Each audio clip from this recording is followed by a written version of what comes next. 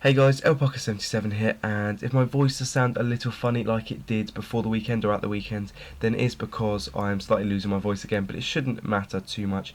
Anyway, in today's video though, we're going to look at and review second in form Icardi. So second in form Icardi is an Argentinian striker that plays for Sampdoria in the Serie A, that's Italian league.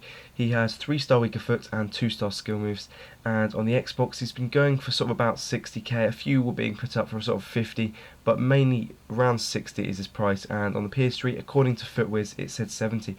Interesting team I use him in. I use him in my Serie A Silver team up front there in their 4-2-3-1, and changed it around a bit and eventually found a mix of players, a few different players in there that I thought worked a lot better. So he is up front there, and if you're interested in his card stats, he does have 73 pace, 75 dribbling, 79 shooting, a bit better than the 69 rated card, which was his first in form. So we can take a look at his in-game stats now. He's 5'11", he is right-footed, has a medium attacking work rate, low defensive work rate, with a 3-star weaker foot and 2-star skill moves. If you're interested in his player traits, he does have the power header, flair and finesse shot trait. Compared to a lot of players, his physical attributes aren't great, to be honest. He only has 74 sprint speed and 74 acceleration, with 78 reactions and 83 agility. 71 strength isn't too bad though. His mental attributes, they're not very good either. He's got the 70 attacking positioning, and then the rest, his vision and aggression, aren't very good. And lastly, the skill attributes.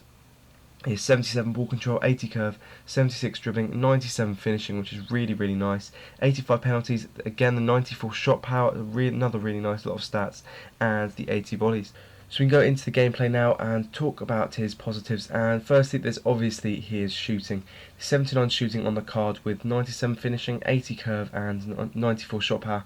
That does make his shooting absolutely amazing in game. It wasn't as good as I thought it'd be, sort of from long range. Long range, I did think it would be a lot higher, but obviously his long shots in game are only in the 70s, so they didn't upgrade his long shots, but kept his shot power and finishing very high. He does have the finesse shot trait, which does really help, as well as the 80 curve. Did score some really nice finesse shots, but when you go through on goal, you're best off just powering it with him. His power shots are absolutely crazy. They literally just go straight in anywhere from outside the box. That 94 shot power is definitely very noticeable. So that 97 finishing, if he does go through on goal, then it's very easy to finish it, to be honest. Although he's only 5'11", he also did seem to win quite a lot of the ball. He was kind of a bit of a target man. You sort of played it to him and then he'd play it off for you. And also he did seem to be in the right place at the right time. So you played it to him and then went for a cross, he'd make a run into the box, and he was usually in the right place to try and score.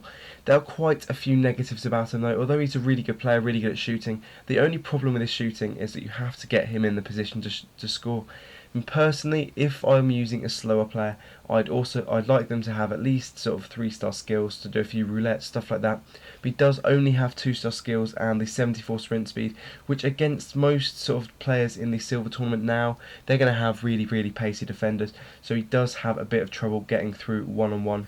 So yeah, he does feel quite slow at times. I'm not saying 74 pace is really slow for a striker. I do like some of the slower strikers with sort of around 65, 70 pace if they are bigger and stronger. Because he's not really big and strong, it does make him quite a hard player to use, as you do have to make the most of your dummies, things like that, to eventually try and get through on goal and hopefully, or hope the defenders don't outpace you. So yeah, his shooting is really good, but the only problem he has is actually trying to get the opportunity to score. So my overall thoughts, positives: he has really great finishing, he has a really powerful shot, amazing shooting, and he does feel quite strong at times, sometimes holding it up. And negatives: he often feels slow with his 74 sprint speed, only has 2-star skills, which I really don't like, and he struggles to get through one-on-one, as there's pacey defenders nowadays he will really struggle against. So do I think he's worth it for 50k? For his shooting, yes, but I don't really like to spend money on players with 2-star skills, as 3-star skills makes them a lot better.